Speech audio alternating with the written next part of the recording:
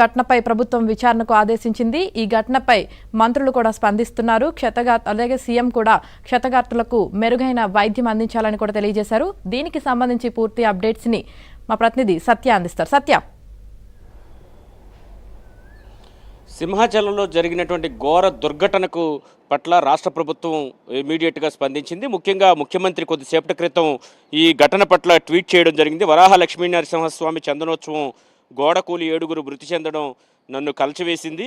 భారీ వర్షాల కారణంగా గోడ కూలడంతో జరిగిన ఈ దుర్ఘటనలో మరణించిన వారి కుటుంబాలకు ప్రగాఢ సానుభూతిని తెలియజేస్తున్నాను. అక్కడి పరిస్థితిపై జిల్లా కలెక్టర్ ఎస్పీతో ఇప్పటికే స్వయంగా మాట్లాడాను. గాయపడిన వారికి చికిత్స అందించాలని ఆదేశించాను. ఎప్పటికప్పుడు పరిస్థితిని సమీక్షిస్తున్నట్లుగా ముఖ్యమంత్రి చంద్రబాబు నాయుడు కొద్దిసేపటి క్రితం సామాజిక మాధ్యమం ఎక్స్ ద్వారా ట్వీట్ చేశారు. ఇదే సమయంలో చనిపోయిన వారి వివరాలు కూడా ఇప్పుడిప్పుడే వస్తున్నాయి. విశాఖ చందనోత్సవంలో మొత్తం 7 చనిపోయినట్లుగా అధికారికంగా నిర్ధారణ కాగా, వీరిలో సింహాచలం ప్రమాద ఘటనలో పత్తి దుర్గా స్వామినాయుడు 32, ఎడ్ల వెంకట్రావు తండ్రి దేవుడు 48, కమ్మపట్ల మణికంఠ 28, ఈశ్వర్రావు మాచివరానికి చెందిన ఈశ్వర్రావు అంబాజీపేట తూర్పుగోదావరి జిల్లాకు చెందిన వ్యక్తి.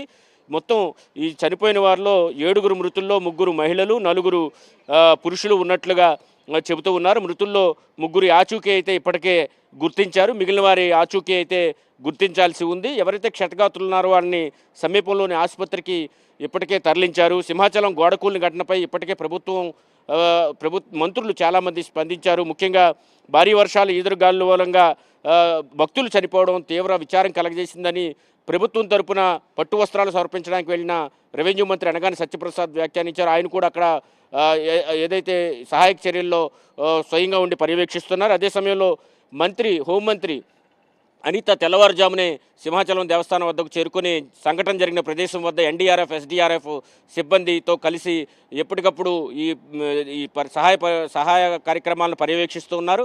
మా దేవాదాయ శాఖ మంత్రి ఆనం రామనారాయణ రెడ్డి కూడా దీని మీద స్పందించారు.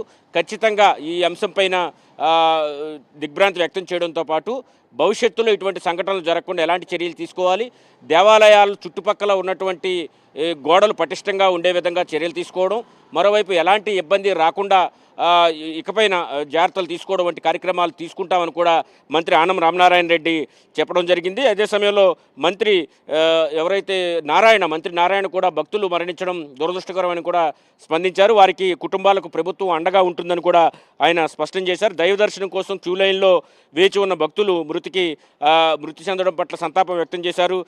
అదే సమయంలో తీవ్రమైన వర్షం, గాలులు వీయడంతో పునాదులు పటిష్టంగా లేకపోవడంతో ఆ గోడ కూలినట్టుగా చెబుతున్నారు.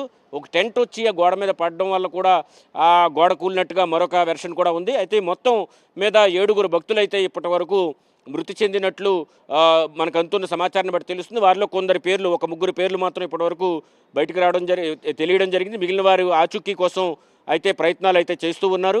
ఎవరైతే క్షతగాత్రులు ఉన్నారో ఈ సంఘటనలో వారందరినీ కూడా విశాఖపట్నం సమీపంలో ఉన్నటువంటి విశాఖపట్నం ఆసుపత్రికి తరలించిన పరిస్థితి అయితే ఉంది. వీరందరికీ కూడా తక్షణ సహాయక చర్యలు తీసుకోవాలని ఇప్పటికే జిల్లా ఎస్పీ అదేవిధంగా కలెక్టర్తో కూడా ముఖ్యమంత్రి చంద్రబాబు ఫోన్లో మాట్లాడి ఎప్పటికప్పుడు తనకు అప్డేట్ చేయాలని కూడా ఆయన ఆదేశాలు ఇచ్చారు. హోంమంత్రి అదేవిధంగా రెవెన్యూ మంత్రి స్వయంగా అక్కడే ఉండి పర్యవేక్షిస్తున్నారు.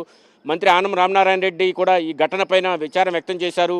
హోంమంత్రి అయితే ఈ ఘటన ప్రమాదవశాత్తు జరిగిందా, వేరే కారణాలు ఏమన్నా ఉన్నాయనే దాని మీద కూడా విచారణ చేయాలని పోలీసులకు ఇప్పటికే ఆదేశించారు.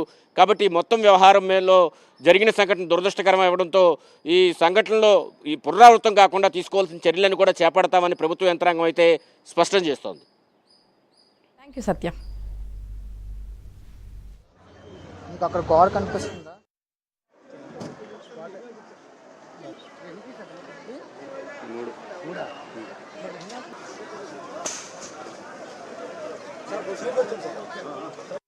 ఈ తాడు కొద్దిగా అటువైపు లాగండి అన్న, ఈ తాడు అకస్మాత్తుగా వచ్చిన భారీ వర్షం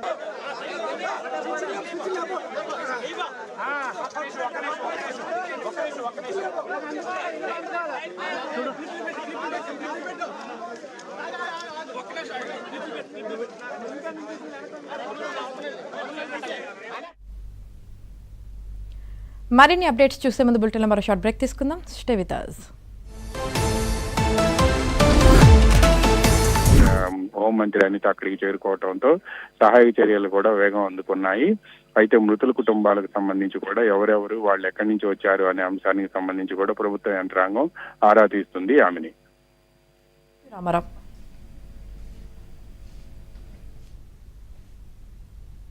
పూర్వతైన అభిప్రాయం చాలా మందికి ఉంటుంది. ఎందుకంటే ఆల్రెడీ ఫ్లై యాష్ కాబట్టి. సో ఆ విధంగా కాని కారణంగా మట్టి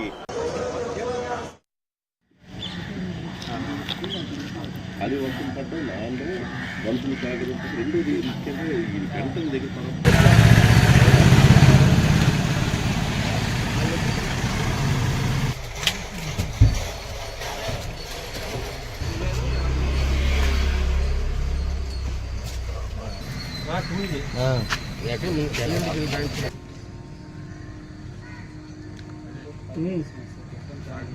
వస్తున్నారు. మరోవైపు బంధువులు కూడా చేరుకుంటున్నారు. వాళ్ళ దగ్గర ఉన్నటువంటి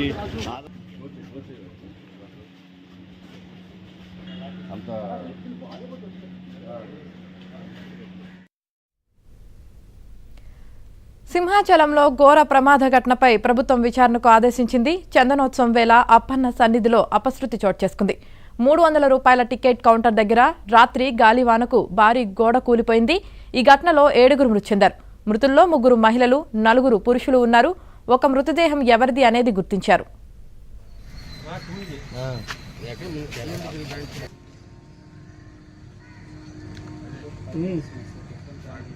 వస్తున్నారు.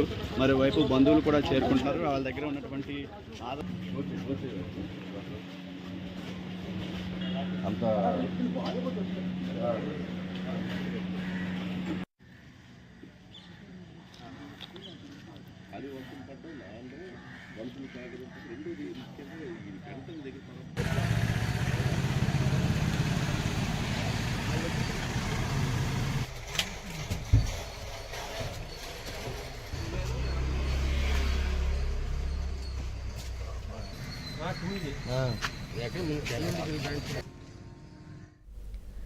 గోడ కూలిన ఘటనలో మృతుల సంఖ్య మరింత పెరిగే అవకాశం ఉంది. రెస్క్యూ సిబ్బంది సహాయక చర్యలు నిర్వహిస్తున్నారు.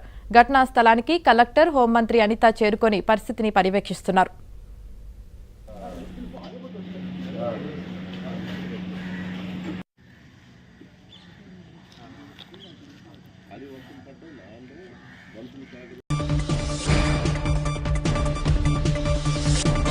ఘటనలో మృతుల సంఖ్య మరింత పెరిగే అవకాశం ఉంది. రెస్క్యూ సిబ్బంది సహాయక చర్యలు నిర్వహిస్తున్నారు.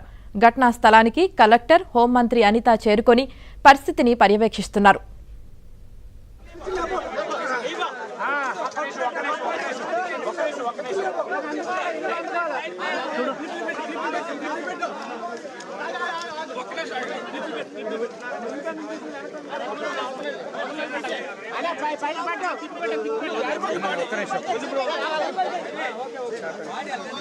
ఈ క్లిప్ అవ్వలేదు చూడండి. క్లిప్ అవ్వలేదు. ఈ క్లిప్ అవ్వలేదు చూసుకోండి.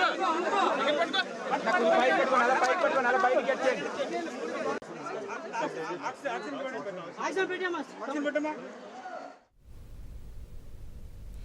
సింహాచలంలో ఘోర ప్రమాద ఘటనపై ప్రభుత్వం విచారణకు ఆదేశించింది. ఈ ఘటనపై మంత్రులు కూడా స్పందిస్తున్నారు.